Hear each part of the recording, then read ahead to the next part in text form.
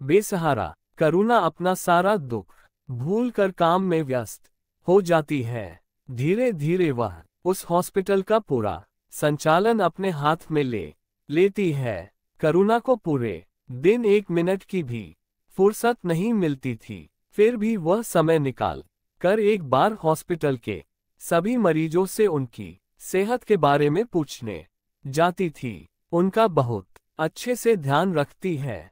इस सेवा भाव की मरीज और उनके परिजन बहुत सराहना करते थे। कभी कभी तो करुणा घर न आकर हॉस्पिटल में ही रात को रुककर काम निपटाती रहती थी। शोभा उसे फोन पर डांटती थी, सबकी सेवा करते करते खुद बीमार पड़ जाएगी, खुद भी थोड़ा आराम कर लिया कर। लेकिन करुणा ये कहकर टाल देती थी, बहन ऐसा मौका किस्मत से मिलता है। जिस दर्द से मैं निकल कर आ रही हूँ, इनके दर्द के आगे वह कुछ भी नहीं है। इनकी सेवा करके मुझे बहुत खुशी मिलती है। शोभा भी बहुत खुश थी। जैसे जैसे उसका समय नजदीक आ रहा था, शोभा घर पर ही रहने लगी थी। करुणा सुबह उठकर सबका नाश्ता खाना बना कर हॉस्पिटल चली जाती थी। अब उसने हॉस्पिटल की एक नर्स की ड्यूटी घर पर लगा दी थी, जो कि शोभा का ध्यान रखती थी। करण और करुणा दोनों साथ में लंच करते थे। करुणा करण के खाने पीने का भी पूरा ध्यान रखती थी। जिस परिवार ने उसे सहारा देकर यहाँ तक पहुँचाया, उसका एहसान वह उनकी सेवा करके पूरा करना चाहती थी। हॉस्पिटल से हर महीने उसे सैलरी मिलती थी। करुणा ने कई बार कोशिश की कि वह घर खर्च में कुछ पैसे दे, लेकिन शोभा गुस्सा हो जाती थी। वह उससे उन पैसों को बैंक से निकालने के लिए मना करती थी।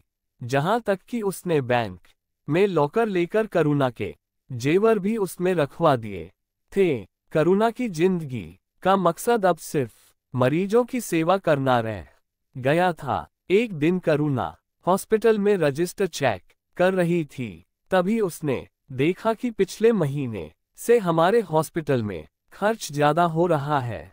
वह हॉस्पिटल के अकाउंट सेक्शन में गई। वहां का सारा काम सुबोध देखता था। वह एक अकाउंटेंट था और पहले ही दिन से हॉस्पिटल में काम कर रहा था। करुणा उससे पूछती है तो वह बताता है, करुणा जी, मैंने कई बार करण सर को बताने की कोशिश की है कि हमारे हॉस्पिटल में जितने मरीज हैं उसके हिसाब से दवाइयों और बाकी सामान बहुत ज्यादा मंगाया जा रहा है, और वह कहाँ जा रहा है पता नहीं लग पा रहा।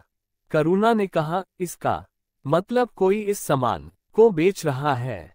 सुबोध जी, आपको मेरा साथ देना होगा, मैं उसे रंगे हाथों पकड़ना चाहती हूँ। सुबोध मान गया। उसने कहा, मैडम, इस हॉस्पिटल को मैंने अपने सामने बनते देखा है। मैं शुरू से इसमें काम कर रहा हूँ, लेकिन अभी शोभा जी के जाने के बाद जो नई डॉक्टर मिस अंजलि आई है, वे ये सारे ऑर्डर पास करती हैं। मुझे उन्हीं पर शक है। आधा माल यहाँ आता है और आधे का सिर्फ बिल बनता है। करुणा ने पूछा, आप सही कह रहे हैं? सुबोध बोला, मैं ठीक तो कह रहा हूँ, लेकिन उन्हें पकड़ेंगे कैसे? माल तो यहाँ आता ही नहीं है। अगले दिन करुणा डॉक्टर अंजलि से सीधे पूछ लेती है, अंजलि जी, ये जो स्टॉक आप मंगवाती हैं, उसमें से आधा कहाँ जाता है? ये सुनकर एक बार अंजलि घबरा जाती है, लेकिन किसी तरह अपने को संभालते हुए कहती है, पूरा यही आता है और इस्तेमाल होता है। आप मुझ पर चोरी का इल्जाम लगा रही हैं। वह गुस्सा करते हुए करण के केबिन में पहुंच जाती है। देखिए सर, ये मेरे ऊपर चोरी का इल्जाम लगा रही हैं। करण के पूछने पर करुणा सुबोध से मिली जानकारी उसे बताने लगी। करण ने सुबोध को बुलाकर सारी बात पता की, लेकिन फिर भी अंजलि के खिलाफ कोई सबूत न मिल सका। अंजलि बार बार सुबोध पर ही इल्जाम लगाकर रोती जा रही थी। उसकी बातों को सुनकर करण ने सुबोध को नौकरी से निकाल दिया।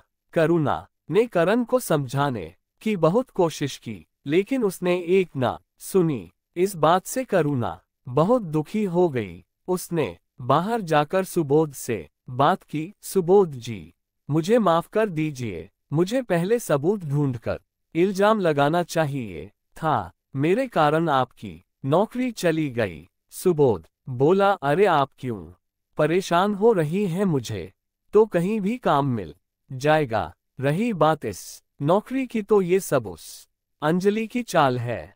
करण सर से मुझे ये उम्मीद नहीं थी। आप बिल्कुल चिंता न करें। सुबोध चला गया। करुणा को ये सब अच्छा नहीं लग रहा था, लेकिन वह कर भी क्या सकती थी। हॉस्पिटल का मालिक करण था, आखिरी फैसला तो उसकी का माना जाएगा। लेकिन इस सब से करुणा के मन में करण को लेकर एक दीवार सी खिंच गई थी। वो सुबोध की नौकरी खोने की वजह अपने आप को मान रही थी। करुणा समय समय पर सुबोध को फोन कर नौकरी के बारे में पूछती रहती थी। अगले 2 महीने तक सुबोध को नौकरी नहीं मिली। वह वापस अपने गांव जाने की सोच रहा था। करुणा उसका हौसला बढ़ाती रहती थी। तभी एक दिन सुबोध का फोन आया कि उसे एक बड़े हॉस्पिटल में अकाउंटेंट की नौकरी मिल गई है, सैलरी भी अच्छी है। ये सुनकर करुणा बहुत खुश हुई। उसके मन से अपराध बोध कुछ कम हो गया था।